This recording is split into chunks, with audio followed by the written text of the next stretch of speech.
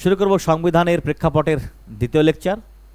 প্রথম লেকচারে আমরা দেখেছি constitutional development under company rule, যা 1773 সাল থেকে 1858 বা সিপাহী বিদ্রোহ লগ্ন পর্যন্ত আমরা দেখেছি। আজ দেখব সিপাহী বিদ্রোহের পর অর্থাৎ সম্পূর্ণ ক্রাউন রুলের আন্ডারে 1858 থেকে 1947 সাল পর্যন্ত ভারতীয় সংবিধানের সেই লিগাল ফ্রেমওয়ার্কের ডেভেলপমেন্ট। দেখব তার গুরুত্বপূর্ণ তথ্যগুলিকে। দেখো, তো 1857 সালের সিপাহী বিদ্রোহের প্রাক্কালে আমরা দেখি এই গুরুত্বপূর্ণ অ্যাক্ট, যা আসলে 1858 সালের গভর্নমেন্ট অফ ইন্ডিয়া অ্যাক্ট বা ভারত শাসন আইন নামে পরিচিত।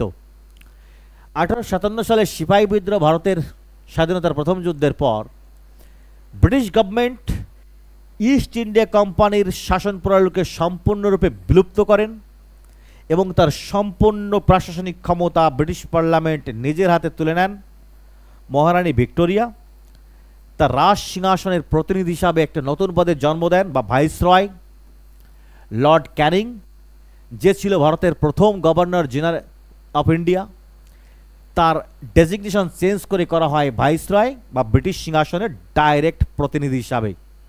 প্রথম ভাইসরয় হিসাবে ক্যানিংকে ভারত পরিচালনার জন্য দায়িত্ব দেন কে? মহারানী ভিক্টোরিয়া নিজের নামে। এবং সম্পূর্ণ ভারতের কন্ট্রোলের খবরাখবর এবং সুপারভাইজেশন কমপ্লিট অথরিটি দিয়ে একটা নতুন পদের সৃষ্টি করেন কে? Secretary of state for India. East India কোম্পানির আমলে যে দ্বৈত শাসন বা ডুয়াল সিস্টেমে ভারত শাসিত হয়েছে, একটা বোর্ড অফ কন্ট্রোল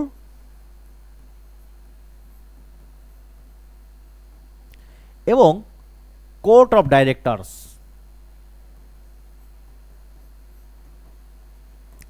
এই দুটো প্রতিষ্ঠানকেই সম্পূর্ণ ব্যান্ড করেন। তার পরিবর্তে secretary of state for India সৃষ্টি করে তার হাতে ভারতের সুপ্রিম কমান্ডার বা সুপ্রিম কন্ট্রোল ছেড়ে দেন এবং তাকে অ্যাসিস্ট করার জন্য একটি 15 মেম্বারের অ্যাডভাইসারিং নেচারের একটা কাউন্সিল ক্রিয়েট করে তাকে অ্যাসিস্ট করতে বলা হয়। এবং আমরা দেখি ভারতের বুকে প্রথম secretary of state for India নিযুক্ত হন কে? Lord Stanley. তো এই ছিল 1858 সালের গুরুত্বপূর্ণ ফিচার্স। এরপর ব্রিটিশ গভর্নমেন্ট অনুভব করেন যে ভারতবর্ষে তাদের শাসনকে সুদীর্ঘকাল পর্যন্ত কায়েম রাখতে গেলে কোম্পানির আমলে ভারতকে অধিকার করার ক্ষেত্রে যে সেন্ট্রাল টেন্ডেন্সি পাওয়ারের অর্থাৎ একটা কেন্দ্রীভূত শাসন এস্টাবলিশ করে সমগ্র ভারতকে আওতায় আনা, তা তো কমপ্লিট হয়েছে। সমগ্র ভারত যখন গ্রাস হয়েছে, তাদেরকে সুশৃঙ্খলভাবে নিজের আওতায় রাখতে গেলে, বেড়ি পড়াতে গেলে দরকার ভারতীয়দের সংযুক্তি এই প্রশাসনে। ক্লিয়ার? অতএব সেই ক্ষেত্রে শুধুমাত্র সেন্টার নয়, প্রত্যেকটি খণ্ডে খণ্ডে ইউনিটি প্রদেশগুলিতেও একটা পাওয়ার দিয়ে তবেই ভারতের সুশৃঙ্খল এই প্রশাসন বরকরার রাখা পসিবল। সেই উদ্দেশ্যেই দেখবে ব্রিটিশ পার্লামেন্টে পরপর 3টি অ্যাক্ট পাস হয়। 1861 সালে প্রথম কাউন্সিল অ্যাক্ট, 1892 সালে সেকেন্ড কাউন্সিল অ্যাক্ট এবং 1909 সালে থার্ড কাউন্সিল অ্যাক্ট। এই 3টি কাউন্সিলের অ্যাক্টের মূল উপজীব্য বিষয় যে সেন্ট্রাল টেন্ডেন্সি নয়, ধীরে ধীরে গ্রাসরুট লেভেল একদম সীমানার ছোট ছোট ইউনিট পর্যন্ত তাদেরকে প্রশাসনিক অধিকার দিয়ে সমগ্র ভারতে একটা ফেডারেল সিস্টেমের স্ট্রাকচার গঠন করে ভারতের শাসনকে আরও দীর্ঘদিন নিজেদের কায়েমে রাখা। তো 1831 সালে শুরু হয় সেই প্রসেস। দেখবে পরপর পর্যায়ক্রমে সেই প্রসেসই চলবে পরপর প্রত্যেকটি কাউন্সিল অ্যাক্টে। ক্লিয়ার? দেখো, তো প্রথমেই দেখি এই অ্যাক্টে সেই উদ্দেশ্যকে বাস্তবায়িত করার জন্য শুরু হয় process of decentralisation of power. ক্ষমতার কেন্দ্রীকরণ থেকে কি বাহ্যিককরণ, অর্থাৎ সেন্টার থেকে ধীরে ধীরে সমগ্র ব্রিটিশ টেরিটরির মধ্যে ছোট ছোট ইউনিটের মধ্যে ক্ষমতার বিভাজন দেওয়া, যা আমরা দেখেছিলাম সেন্ট্রাল টেন্ডেন্সি 1773 সালের রেগুলেটিং অ্যাক্টে, অর্থাৎ কেন্দ্রে ক্ষমতার একীকরণ তারই অবমূল্যায়ন করে উল্টো। অর্থাৎ 1773 সালে বাংলা প্রেসিডেন্সি, বোম্বাই এবং মাদ্রাস প্রেসিডেন্সি যে আইনি অধিকার খর্ব করে নিজের হাতে সেন্ট্রাল টেন্ডেন্সি ক্রিয়েট করেছিল, এই প্রথমবারই দেখবো আমরা 1861 সাল থেকে আস্তে আস্তে ধীরে ধীরে তারই উল্টোকরণ। দেখো পুনরায় সেই বম্বে এবং মাদ্রাসকে তাদের আইনি অধিকারকে বা লেজিসলেটিভ পাওয়ারকে ফেরত দেওয়া হয়। ক্লিয়ার? শুরু হয়েছে process of decentralisation of power. Clear? দেখো আমরা দেখি যে তিনটি নতুন লেজিসলেটিভ কাউন্সিল গঠন করা হয় বাংলায়, নর্থ ওয়েস্ট প্রভিন্স এবং পাঞ্জাবে, যথাক্রমে 1862, 1886 এবং 1897 সালে। আরও দেখি কি আরও নতুন নতুন কি কাউন্সিল, লেজিসলেটিভ কাউন্সিল সৃষ্টি করা হয়। কেন? প্রসেস অফ ডিসেন্ট্রালাইজেশন, পাওয়ারের ডিসেন্ট্রালাইজেশন শুরু হয়েছে কাউন্সিল একটা, আমি আগেই বললাম। দেখো সেই উদ্দেশ্যেই বিভিন্ন লেজিসলেটিভ কাউন্সিলের সৃষ্টি। শুধু এই নয়, সেখানে ভারতীয়দের রিপ্রেজেন্টেশন বা প্রতিনিধিত্ব দেওয়ার ব্যাপারটা নিশ্চিত করতে কি শুরু হয় কি, it started beginning of representative institution. এবং এই আইনে বলা হয় যে এর পরের থেকে ভাইসরয় কিছু ভারতীয়দের নন অফিসিয়াল মেম্বার হিসাবে তাদের লেজিসলেটিভ কাউন্সিলে অংশগ্রহণের বা নমিনেট করবে। তো সেই উদ্দেশ্যে আমরা দেখি 1662 সালে তথাকথিত লর্ড ক্যানিং ভাইসরয় 3 জন ভারতীয়কে তাদের বর্ধিত লেজিসলেটিভ কাউন্সিলে নমিনেট করেন। এক হচ্ছে বেনারসের রাজা এবং পাতিয়ালার মহারাজা, আর স্যার দিনকর রাওকে। ক্লিয়ার? তো এই অ্যাক্টের আরও গুরুত্বপূর্ণ বিষয় একটা দেখব যে 1859 সালে লর্ড ক্যানিং যে দপ্তর বন্টন শুরু করেছিল বা পোর্টফোলিও সিস্টেম, সেই সিস্টেমকে স্বীকৃতি বা রেকগনাইজড দেওয়া হয়, যা আসলে পরবর্তী অধ্যায় বিভিন্ন মন্ত্রী সমন্বয়ে বিভিন্ন পার্ট পরিচালনা করা, অর্থাৎ ক্যাবিনেট সিস্টেম, সেই ক্যাবিনেট সিস্টেমেরই ফাউন্ডেশন রচনা করেছিল কি এই 1861 সালের ইন্ডিয়ান কাউন্সিল অ্যাক্ট। ক্লিয়ার? দেখো তো এই আইনের আর গুরুত্বপূর্ণ তেমন কিছু নেই, যদি বলতে হয় ছোট্ট একটি বিষয়। আমরা দেখি যে গভর্নর এই ভাইসরয়ের ক্ষমতাকে একটু বাড়িয়ে দেওয়া হয়, কি তাদের কিছু কিছু রুল করার ক্ষমতা দেওয়া হয়, যে তাদের নির্দিষ্ট এক্সিকিউটিভ কাউন্সিলে বা লেজিসলেটিভ কাউন্সিলে তাদের ট্রানজ্যাকশন বা বিজনেস সুশৃঙ্খলভাবে চলার জন্য তাদেরকে কিছু অর্ডার বা রুল জারির অধিকার দেওয়া হয়, এবং ইমার্জেন্সি পরিস্থিতিতে তাদেরকে 6 মাসের জন্য অর্ডিন্যান্স জারির ক্ষমতা দেওয়া হয়। তো 1861 সালে গুরুত্বপূর্ণ ভেসাসগুলির পরবর্তী ধারাবাহিকতা দেখব 1892 সালের দ্বিতীয় কাউন্সিল অ্যাক্টে। তো এই কাউন্সিল অ্যাক্টের গুরুত্বপূর্ণ বিষয় এই যে যা তোমরা দেখলে যে সেন্ট্রাল এবং প্রাদেশিক উভয় ক্ষেত্রে যে নন অফিসিয়াল মেম্বার্স কিছু ভারতীয়দের নিয়োগ করে তাদের লেজিসলেটিভ অ্যাসেম্বলিকে বাড়িয়ে তোলা হয়েছে, সেইগুলোকেই শুধুমাত্র আরেকবার একটু বাড়িয়ে দেওয়া হয়, আর কিছুই নয়। দেখো তো it increase the number of non official members in the central and provincial legislative council. কেন্দ্র বা প্রাদেশিক আইনসভা এবং কেন্দ্রীয় আইনসভায় এই যে নন অফিসিয়াল মেম্বার হিসেবে ভারতীয়দের সংখ্যা আবার একটু বৃদ্ধি করা হয়, কিন্তু তখনও মেইনটেইনড অফিসিয়াল মেজরিটি। নন অফিসিয়ালদের সংখ্যা বাড়িয়ে দিলেও তখনও কিন্তু অফিসিয়াল মেজরিটি ধরে রাখা হয়েছিল। তো শুধুমাত্র তাদের এই যে নাম্বার বাড়ানো তাই নয়, তাদের কিছু ফাংশনকেও বাড়িয়ে দেওয়া হয়। তাদের কিছু ফাংশন বাড়িয়ে দিয়ে লেজিসলেটিভ কাউন্সিলে বলে দেওয়া হয় যে তারা কিছু ডিসকাস করতে পারবে বাজেটকে, এবং এক্সিকিউটিভে কিছু কিছু ব্যাপারে কিছু কোশ্চেন করতে পারবে। জাস এই ছোট্ট একটু আগেরকার মডেলের একটু এক্সটেনশন বা সংস্করণ আমরা দেখতে পাই পরবর্তী কাউন্সিল অ্যাক্ট বা 1892 সালের সেকেন্ড কাউন্সিল অ্যাক্টে। গুরুত্বপূর্ণ থার্ড কাউন্সিল অ্যাক্ট বা 1909 সালের ইন্ডিয়ান কাউন্সিল অ্যাক্টের মূল ফিচার্সগুলি আলোচনা করে আমরা বুঝতে পারবো যে কতটা ইম্পর্টেন্স রয়েছে এই অ্যাক্টের ভারতীয় সংবিধানের মূল ফ্রেমওয়ার্ক রচনায়। দেখো তো তথাকথিত সময়ের state for secretary of state ছিলেন কে? লর্ড মর্লে, এবং ভাইসরয় ছিলেন লর্ড মেন্টো। এদের দুজনের যৌথ নামেই এই আইনের নাম হয় মর্লে মিন্টো সংস্কার।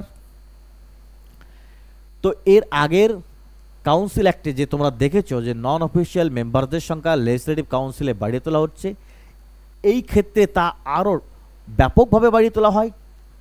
কেন্দ্রীয় লেজিসলেটিভ কাউন্সিলে আমরা দেখি তাদের মেম্বার 16 থেকে বাড়িয়ে 60 করা হয়েছে। তথাপিও প্রভিন্সিয়াল লেজিসলেটিভ কাউন্সিলে কিন্তু সেই সংখ্যা নির্দিষ্ট নয়। বিভিন্ন ক্ষেত্রে লেজিসলেটিভ কাউন্সিল ছোট বড় হওয়ায় তাদের সমানুপাতে বৃদ্ধি করা হয়েছে। ক্লিয়ার? দেখো এবং মেম্বারদের আরও কিছু অধিকার দেওয়া হয় কিছু কিছু সাপ্লিমেন্টারি কোশ্চেন করার ক্ষেত্রে, এবং বাজেটের উপরে কিছু রেজুলেশন মুভ করার জন্য সেই মেম্বারগুলিকে আরও একটু কাজ বাড়িয়ে দেওয়া হয়। তো গুরুত্বপূর্ণ ফিচার যদি আমরা দেখি যে 1909 সালের প্রথমবার ভারতীয়দের, এতদিন দেখেছো তোমরা কি লেজিসলেটিভ কাউন্সিলে ভারতীয়দের নন অফিসিয়াল মেম্বার হিসাবে নিযুক্তি, কিন্তু এই প্রথমবার গভর্নর জেনারেলের এক্সিকিউটিভ কাউন্সিলে, অর্থাৎ ভাইসরয়ের এক্সিকিউটিভ কাউন্সিলে ভারতীয়দের সংযোজন। গভর্নর এবং ভাইসরয়ের এক্সিকিউটিভ কাউন্সিলে প্রথমবার ভারতীয়দের সংযোজন বা অ্যাপয়েন্টমেন্ট বা নিযুক্তি দেওয়া হয়। এবং আমরা দেখি এসপি সিনহাকে বা সত্যেন্দ্র প্রসাদ সিনহা প্রথম ব্যক্তি যিনি একজন ল মেম্বার হিসাবে এক্সিকিউটিভ কাউন্সিলে ভাইসরয়ের নিযুক্তি পান। কার? লর্ড মিন্টোর। ক্লিয়ার? দেখো, এবং এই আইনের সবচাইতে গুরুত্বপূর্ণ ইম্পর্ট্যান্ট টপিক যদি বলি আমরা, যে এই আইনে প্রথমবার কমিউনাল রিপ্রেজেন্টেশনকে মুসলিমদের জন্য চালু করে, সেপারেট ইলেক্টরেট কনসেপ্টকে গ্রহণ করে শুধুমাত্র কমিউনাল রিপ্রেজেন্টেশন মুসলিমদের জন্য চালু করে তাই নয়, বরঞ্চ কমিউনালিজমকে সেপারেট ইলেক্টরেটের ক্ষেত্রে এরা লিগালাইজড করে দেয়, আইন সিদ্ধ করে দেয়। যে কারণেই লর্ড মিন্টোকে আমরা কি বলি? Father of communal electorate. খুব গুরুত্বপূর্ণ কোশ্চেন। ভারতের সাম্প্রদায়িকতার বপনের পিতা বলা হয় লর্ড মিন্টোকে। তো দেখলাম 1909 সালের গুরুত্বপূর্ণ ফ্যাক্টগুলি। দেখব পরবর্তী বা দ্বিতীয় প্রথমবার government act, first government act আমরা দেখলাম 1921 সালে, 1919 সালে দেখব সেকেন্ড গভর্নমেন্ট অ্যাক্টের ফিচার্স। দেখো, 1919 সাল আসার আগেই 1917 সালেই ব্রিটিশ গভর্নমেন্ট ঘোষণা করা শুরু করে দেয় যে ভারতের বুকে তাদের এই প্রশাসনের একমাত্র উদ্দেশ্য হলো কি, এখন থেকে ধীরে ধীরে রেসপন্সিবল গভর্নমেন্ট ইউনিটি বা প্রদেশগুলিতে বিস্তার করাই তাদের প্রশাসনের একমাত্র উদ্দেশ্য এখন থেকে। তো সেই উদ্দেশ্যকে কায়েম করার জন্যই দেখো আমরা দেখব আস্তে আস্তে প্রভিন্সগুলিকে কন্ট্রোল, সেন্ট্রাল কন্ট্রোল বাড়িয়ে আস্তে আস্তে স্বাধীন করার দিকে প্রচেষ্টা। তো সেই সংক্রান্ত ফিচার্সগুলি আমরা দেখব এই অ্যাক্টে। দেখো, তো 1919 সালের সেই অ্যাক্ট আসলে 1921 সালে কেম ইনটু ফোর্স, বলবৎ হয়। ক্লিয়ার? দেখো, তো সেই সময়কালের সেক্রেটারি অফ স্টেট ছিলেন লর্ড মন্টেগু এবং ভাইসরয় ছিলেন কে? Lord Chelmsford. তো উভয়ের নাম অনুসারে 1919 সালের ভারত শাসন আইনের নাম আমরা দেখি বা বলে থাকি মন্টেগু চেমসফোর্ড রিফর্মস। তো সেই উদ্দেশ্য, অর্থাৎ প্রদেশগুলিতে স্বায়ত্ত শাসন বা কমপ্লিট অটোনমি ক্রিয়েট করার উদ্দেশ্যে প্রদেশগুলির উপর সেন্ট্রাল কন্ট্রোলকে রিল্যাক্স করা হয়। কিভাবে? সেন্ট্রাল এবং প্রভিন্সিয়াল সাবজেক্ট এবং সেই সাথে বাজেটকে আলাদা করে দিয়ে সেন্ট্রাল কন্ট্রোলকে প্রভিন্সের উপরে শিথিল করা হয় বা রিল্যাক্স করা হয়। কারণ এখন থেকে প্রভিন্সিয়াল সাবজেক্ট এবং সেন্ট্রাল সাবজেক্ট আলাদা আলাদা থাকবে, যে যার ক্ষেত্রে কাজ করবে। ক্লিয়ার? এবং বাজেটও আলাদা আলাদাভাবে উভয় সংস্থা বা একটা সেন্ট্রাল লেজিসলেটিভ অ্যাসেম্বলি আর প্রদেশগুলির প্রভিন্সিয়াল লেজিসলেটিভ অ্যাসেম্বলি তাদের নিজ নিজ ক্ষেত্রে প্রশাসন করবে। তো শুধুমাত্র প্রভিন্সিয়াল সাবজেক্টকে সেন্ট্রাল সাবজেক্ট থেকে আলাদা করাই নয়, প্রভিন্সিয়াল সাবজেক্টকে আবার দুই ভাগে ভাগ করা হয়, একটা ট্রান্সফার্ড আর একটা রিজার্ভড। ট্রান্সফার্ড সাবজেক্টগুলি ছোট লর্ড বা গভর্নর তোমরা যাকে বলো, সেই গভর্নর তার মিনিস্টারের দ্বারা, রেসপন্সিবল মিনিস্টারের দ্বারা লেজিসলেটিভ অ্যাসেম্বলির কাছে দায়বদ্ধভাবে পরিচালনা করবে। এবং কিছু বিষয় গভর্নর তার এক্সিকিউটিভ কাউন্সিল দ্বারা আইনসভার কাছে দায়বদ্ধ না থেকে সরাসরি প্রশাসন করবে। তো এই যে আইনসভার কাছে দায়বদ্ধতা এবং দায়বদ্ধহীনতা, এই দুই রকম পদ্ধতিতে শাসনকে একটি মন্ত্রিপরিষদ দ্বারা, একটি এক্সিকিউটিভ কাউন্সিল দ্বারা, গভর্নরের এই দুই প্রকার শাসনই আসলে প্রভিন্সিয়াল ডায়ার্কি বা প্রাদেশিক দ্বৈত শাসন নামে পরিচিত। দেখো,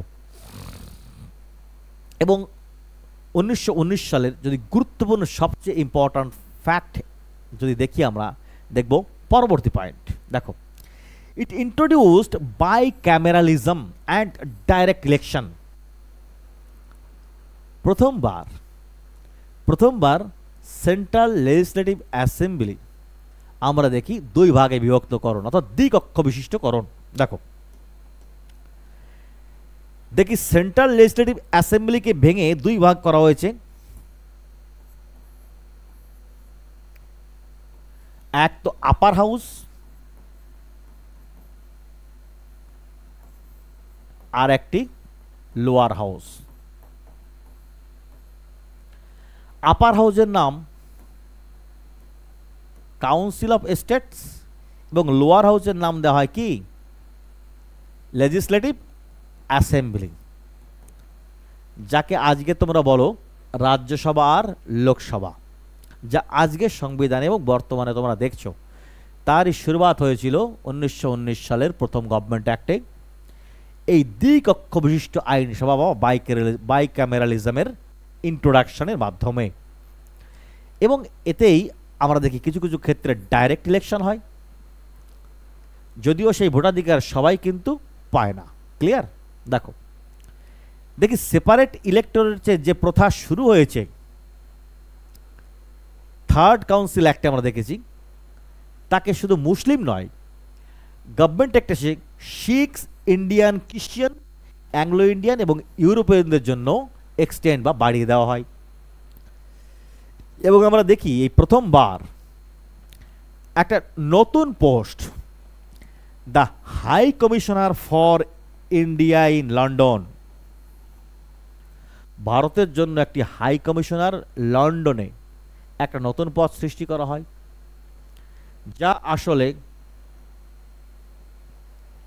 স্যার উইলিয়াম স্টিভেনসন মেয়রকে প্রথম সেই পদে নিয়োগ করা হয়। কোথায়? স্যার উইলিয়াম স্টিভেনসন মেয়র ভারতের প্রথম হাই কমিশনার ফর ইন্ডিয়া নিযুক্ত হন। ক্লিয়ার? এছাড়াও দেখি আমরা যে 1926 সালে একটি ফেডারাল পাবলিক সার্ভিস কমিশন বা central public service commission establish করা হয়। কিছু লিমিটেড ফ্র্যাঞ্চাইজ বা প্রাপ্তবয়স্ককে ভোটাধিকার দেওয়া হয়। এবং এই আইনে বলা হয় যে এর পর থেকে এই আইনের প্রভাব কি পড়ছে তাকে খতিয়ে দেখার জন্য প্রত্যেক 10 বছর অন্তর অন্তর একটি করে ইনকোয়ারি কমিশন বা স্ট্যাটুটরি কমিশনকে নিয়োগ করা হবে। এবং আমরা দেখি যে ঠিক 10 বছর পূর্ণ হওয়ার 2 বছর আগেই 1927 সালে ব্রিটিশ সরকার ভারতে 7 মেম্বারের এক কমিশনকে স্ট্যাটুটরি কমিশন পাঠিয়ে দেন। স্যার জন সাইমনের চেয়ারম্যানশিপে বা নেতৃত্বাধীনে সেই কমিশন ভারতে আসে তাদের এই যাবৎকালের প্রশাসনের পর্যালোচনা করার জন্য। কিন্তু এদের যে রেকমেন্ডেশন সেটা ভারতের মনোভূত হয় না। কেন হয় না সবই দেখব। দেখো, তো 1927 সালে সাইমন কমিশন ভারতে আসে। কত সালে আসে? 27 সালে। মেম্বার কত ছিল? 7 জন। চেয়ারম্যান কে ছিলেন? খুদ নিজে স্যার জন সাইমন। এর রিপোর্ট পেশ হয় পর্যালোচনার পর 3 বছর পর 1930 সালে। কি ছিল এর রেকমেন্ডেশন? তো প্রথমে এসে সাইমন কমিশন রেকমেন্ডেশন করে পর্যালোচনা করার পর দেখো যে ডায়ার্কি, প্রদেশে যে ডায়ার্কি চলছে, দৈত্য শাসন, যা আমি একটু আগে বলেছি, তাকে অ্যাবলিশন করতে, বন্ধ করতে, কমপ্লিট রেসপন্সিবল গভর্নমেন্ট ক্রিয়েট করার উদ্দেশ্যে প্রদেশের ডায়ার্কি বন্ধ করতে হবে। বলা হয় আরও রেসপন্সিবল গভর্নমেন্টকে বাড়িয়ে তুলুন বা এক্সটেনশন করুন। এক্সটেনশন করা হয় প্রভিন্সগুলিতে। বলা হয় একটা সমগ্র ভারতে ফেডারেশন ক্রিয়েট করার কথা। প্রিন্সলি স্টেট এবং ভারতের যে ব্রিটিশ প্রদেশ রয়েছে, প্রভিন্স রয়েছে, তাদের সমন্বয়ে একটা ফেডারেশন বা যুক্তরাজ্য প্রভিন্স বা গঠনের প্রস্তাব দেওয়া হয়। সেই সাথে সাথে কন্টিনিউশন অ্যান্ড কমিউনাল ইলেক্টোরেট, সেপারেট সাম্প্রদায়িক যে প্রতিনিধিত্বমূলক কমিউনাল ইলেক্টোরেট সৃষ্টি করা হয়েছে, মুসলিম থেকে শুরু করে শিখ, অ্যাংলো ইন্ডিয়ান, খ্রিস্টান, সেটাকে ধারাবাহিকভাবে চালিয়ে যেতে বলা হয়। কিন্তু এই রেকমেন্ডেশন বা এই কমিটিতে কোনো ভারতীয় না থাকায় ভারতীয়রা সাইমন কমিশনকে গো ব্যাক বলে ডাক দেন এবং বয়কট করেন। তোমরা দেখেছো 1927 সালে সাইমন কমিশনে গো ব্যাক বলে দেওয়া হয়, ব্যাক করার প্রতিধ্বনি তোলা হয়। এরই পরিণতি স্বরূপ তিনটে রাউন্ড টেবিল বা গোল টেবিল বৈঠক ব্রিটেনে ডাকা হয়, কিন্তু কোনো no result, without any effect. কিন্তু এই রিকমেন্ডেশনের ফলশ্রুতি দেখবো আমরা, দেখবে এর পরবর্তী অ্যাক্ট 1935 সালে ভারত শাসন আইনে ঠিক এই সেম টু সেম এই রিকমেন্ডেশনগুলি তুলে ধরা হয়েছে, যা তোমরা দেখবে পরবর্তী অধ্যায়ে। দেখো এরপরে গুরুত্বপূর্ণ টপিকস দেখবো আমরা কি, সাম্প্রদায়িক বাটোয়ারা নীতির নতুন ঘোষণা। এই যাবৎকাল যে কমিউনাল ইলেক্টেড তোমরা দেখছিলে, আর একটি সংযোজন 1932 সালের আগস্ট মাসে ব্রিটিশ প্রাইম মিনিস্টার রামসে ম্যাকডোনাল্ড একটি স্কিম প্রকাশ করেন বা ঘোষণা করেন, যে কি সেপারেট ইলেক্টোরেট শুধুমাত্র মুসলিম, শিখ, ইন্ডিয়ান, খ্রিস্টান, অ্যাংলো ইন্ডিয়ান বা ইউরোপিয়ানদের জন্য নয়, তাকে বর্ধিত করতে হবে কোথায়, ডিপ্রেসড ক্লাসদের জন্য। কারণ ডিপ্রেসড ক্লাসদের আন্দোলন তখন বি.আর. আম্বেদকরের জন্য প্রবল হয়ে উঠেছিল। ক্লিয়ার? তো সেই উদ্দেশ্যে রামসে ম্যাকডোনাল্ড 1932 সালে ডিপ্রেসড ক্লাসদের জন্য সেপারেট ইলেক্টোরেট দিয়ে একটি স্কিম, যা আসলে কমিউনাল অ্যাওয়ার্ড নামে পরিচিত। ক্লিয়ার? কিন্তু এর বিরুদ্ধে গান্ধীজি পুনার জড়বেদা জলে আমরণ অনশনের ডাক দেন। অর্থাৎ ডিপ্রেসড ক্লাসদের সেপারেট ইলেক্টোরেট তার পছন্দ নয়। তো সেই ক্ষেত্রে ডিপ্রেসড ক্লাসদের সর্বাধিনায়ক নেতা বি.আর. আম্বেদকর এবং গান্ধীর মধ্যে সমঝোতার চুক্তি 1932 সালে পুনা প্যাক্ট নামে পরিচিত। পুনায় বসে সেই প্যাক্ট বা সমঝোতার সন্ধি স্বাক্ষরিত হয় এবং সেই সন্ধির আউটকাম হিসাবে আমরা দেখি ফলাফল কি, যে ডিপ্রেসড ক্লাসদের জন্য সেপারেট ইলেক্টোরেট তো গঠন করা হয় না, তবে তাদের জন্য যে রিজার্ভ সিট তা বাড়িয়ে প্রভিন্সিয়াল লেজিসলেটিভগুলিতে 71 থেকে 147 করা হয়, যা আসলে সেন্ট্রাল লেজিসলেচারের কত 18%। এই হচ্ছে তার ফলস্বরূপ। তো এরপরে দেখবো আমরা, তো দেখবো এবার 1935 সালের গভর্নমেন্ট অ্যাক্টকে। তো 1935 সালের গভর্নমেন্ট অ্যাক্ট একটা সিগনিফিক্যান্ট মাইলস্টোন ক্রিয়েট করে সমগ্র ব্রিটিশ টেরিটরিতে রেসপন্সিবল বা কমপ্লিট পূর্ণ স্বাধীন স্টেট বা প্রাদেশিক প্রদেশ গঠন করার ক্ষেত্রে, রেসপন্সিবল গভর্নমেন্ট ক্রিয়েট করার ক্ষেত্রে এটা একটি লেন্দি ডকুমেন্টস হয়। দেখো 321টি সেকশনে এবং 10টি শিডিউলে বিভক্ত, এবং ভারতের সংবিধানের প্রায় 65% সোর্সই আসলে 1935 সালের ভারত শাসন আইন। দেখো তো এখানে কি দেখবে, তোমরা দেখবে যে সাইমন কমিশনে যে রিপোর্টগুলো পেশ করা হয়েছিল তারই ফলশ্রুতি এই 1935 সালের ভারত শাসন আইনে। এক এক করে দেখো। তো প্রথমেই দেখো এসে বলা হয়েছে ইট এস্টাবলিশড এ অল ইন্ডিয়া ফেডারেশন প্রভিন্স এবং প্রিন্সলি স্টেট নিয়ে। সারা ভারতের ব্রিটিশ প্রভিন্স এবং প্রিন্সলি স্টেটগুলি নিয়ে একটি ফেডারেশন গঠন করা হয়। ডিভাইডেড দ্য পাওয়ার্স, এবং প্রদেশগুলির সম্পূর্ণ অটোনমি দেওয়ার জন্য ক্ষমতার বন্টনও দেখি কি, ফেডারেল লিস্ট যেখানে 59টি বিষয়, প্রভিন্সিয়াল লিস্ট 54টি বিষয় এবং যৌথ তালিকা বা কনকারেন্ট লিস্ট 36টি বিষয়, এবং অবশিষ্ট যে বিষয়গুলি যা আওয়াজ ছিল, যা প্রয়োজন তাকে জন্ম নেবে, তা রেখে দেওয়া হয় কোথায়, ভাইসরয়ের কাছে। ক্লিয়ার? দেখো, এবং কমপ্লিটলি দৈত্য শাসনকে অবরোধ করে বা অ্যাবলিশিং করে সম্পূর্ণ প্রভিন্সিয়াল অটোনমিকে ইন্ট্রোডিউস করা হয়, স্বায়ত্তশাসন দেওয়া হয়। কিন্তু তখনও ডায়ার্কি বা দৈত্য শাসন কিন্তু সেন্টারে বিদ্যমান রাখা হয়, যার ফলস্বরূপ ফেডারাল সাবজেক্ট, কেন্দ্রীয় সাবজেক্টগুলোকে দুই ভাগে ভাগ করা হয়, একটা রিজার্ভড, একটা ট্রান্সফার্ড। ক্লিয়ার? আর রিজার্ভড আর ট্রান্সফার্ড কনসেপ্ট আমি আগেরটাই বলেছি, সেম কনসেপ্ট। এবং আরও দেখি যে 6টি প্রভিন্সে, বাংলা, বিহার, উত্তরপ্রদেশ, আসাম, বোম্বাই এবং মাদ্রাসে আরও কি বাইক্যামেরাল দ্বিকক্ষ বিশিষ্ট আইনসভার সৃষ্টি করতে বলা হয় বা হয়। সেপারেট ইলেক্টোরেটস যা ডিপ্রেসড ক্লাসের জন্য পুনা প্যাক্টে একটু আগে তোমরা দেখে এসছো, কমনাল অ্যাওয়ার্ডের সময় সাম্প্রদায়িক বাটোয়ারা নীতি। তা এই ক্ষেত্রে এই যে 1935 সালে এসে কি হয়, সেই এক্সটেন্ড করা হয় সেপারেট ইলেক্টোরেট শুধুমাত্র ডিপ্রেস ক্লাসদের জন্যও নয়, বরঞ্চ ওমেন এবং ওয়ার্কার্সদের জন্য। কিছু ফ্রাঞ্চাইজকে বাড়ানো হয়, ভোটারদেরকে বাড়ানো হয়। Clear? About 10% of the total population goat voting right. এই আইনে ডাইরেক্ট ইলেকশন চালু হয়েছে, তোমরা দেখেছো, কিন্তু সবার জন্য নয়। About 10% of the population goat ভোটাধিকার। এই আইনে আমরা দেখি যে 1935 সালে একটি ফেডারেল ব্যাংক, যাকে তোমরা RBI, reserve bank of India, establish হয়। একটা ফেডারেল কোর্ট 1937 সালে এস্টাবলিশ হয়। এছাড়া federal public service commission PSC এবং জয়েন্ট পিএসসি এস্টাবলিশের কথা বলা হয় বা করা হয়। তো 1935 সালে গুরুত্বপূর্ণ অ্যাক্টের পর যাব আমরা আজকের সংবিধানের প্রেক্ষাপটের অন্তিম লগ্নে, ইন্ডিয়ান ইন্ডিপেন্ডেন্স অ্যাক্ট 1947 সালে। দেখো, 1947 সালের 20 February British prime minister Clement Attlee ঘোষণা করেন যে শীঘ্রই 1948 সালের 30 জুন ভারতে ব্রিটিশ গভর্নমেন্টের শাসন শেষ হবে। সঙ্গে সঙ্গে মুসলিম শুরু করে এজিটেশন, ডিমান্ড করে পার্টিশন, দেশের পার্টিশন ডিমান্ড করে। ক্লিয়ার?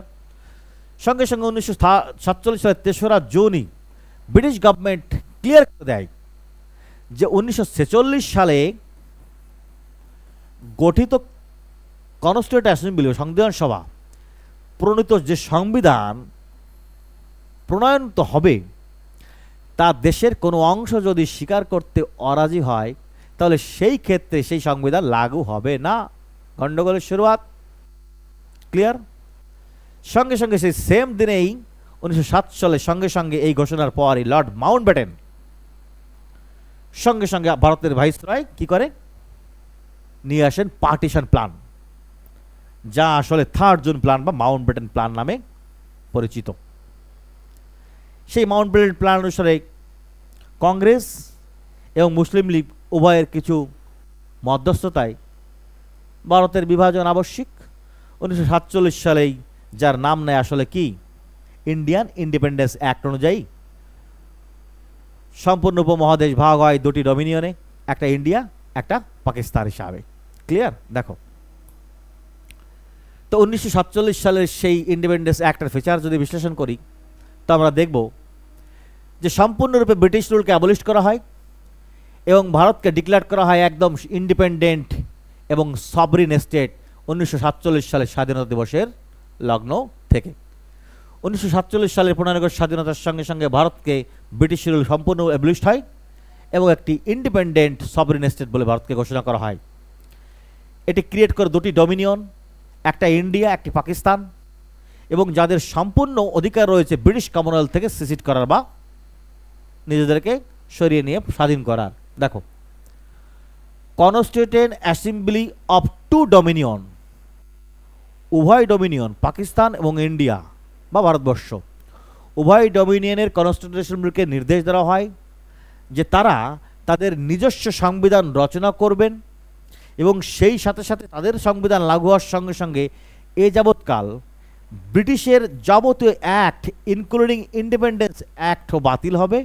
তারা তাদের নিজস্ব সংবিধান নিজস্ব আইনে বলবৎ করবে। দেখো, ভাইসরয় পোস্টকে চেঞ্জ করে গভর্নর জেনারেল পোস্ট করে দেওয়া হয়। 2টো ডমিনিয়নের জন্য 2টো গভর্নর জেনারেল। ভারতের ক্ষেত্রে মাউন্ট ব্যাটেন হয় প্রথম গভর্নর জেনারেল। তিনি জওহরলাল নেহরুকে প্রথম প্রাইম মিনিস্টার বলে স্বাধীন ভারতের শপথ নেওয়ান। Governor general of India and provincial governor উভয় কি সংবিধান কাঠামো বা স্টেটের নমিনাল হেড হিসাবে স্বীকৃতি দেওয়া হয়। তারা শুধুমাত্র মিনিস্টারদের রেসপেক্টিভ মিনিস্টারের অ্যাডভাইস অনুসারে কাজ করবে, সেটুকুই বলা হয়। আমরা দেখি secretary of office of the secretary of state for India, তার অবলিস্টকে বিলুপ্ত করা হয় এবং সেই ক্ষমতা ট্রান্সফার করে দেওয়া হয় কিছু কাকে, the secretary of state for Commonwealth অ্যাফেয়ার্সের জন্য। ক্লিয়ার? গুরুত্বপূর্ণ টপিক যদি সংবিধান 1947 সালের আরও দেখি, যে ব্রিটিশ মোনার্কের যে ভেটো পাওয়ারের অধিকার ছিল বিলে, তাকে বঞ্চিত করা হয়। কিন্তু সেই ক্ষমতা দেওয়া হয় কাকে? গভর্নর জেনারেলকে। এম্পায়ার অফ ইন্ডিয়া যে বিভিন্ন টাইটেল যা দেওয়া হতো রয়্যাল কিং থেকে, সেগুলোকে পুরোপুরি ড্রপড করা হয় এবং বলা হয় যে দুটি ডমিনিয়নের নতুন সংবিধান লাগু হওয়া না পর্যন্ত সম্পূর্ণ governance of the each of the dominions and the province by the government of India একটা 1935 সাল, যতদিন কিনা নতুন সংবিধান ফ্রেম না হচ্ছে 1935 সালে গভর্নমেন্ট অ্যাক্ট অনুসারে এই দুটি ডমিনিয়ন পরিচালিত হবে। এবং আমরা ফাইনালি দেখতে পাই যে 1946 সালে গঠিত হওয়া সেই কনস্টিটিউয়েন্ট অ্যাসেম্বলি তাই আসলে স্বাধীন ভারতের প্রথম পার্লামেন্ট হিসাবে প্রদর্শিত হয়। তো আজ এ পর্যন্তই, দেখা হচ্ছে পরবর্তী ভিডিওতে, পরবর্তী পার্টে, পরবর্তী লেকচারে। ততক্ষণ all the best, good bye.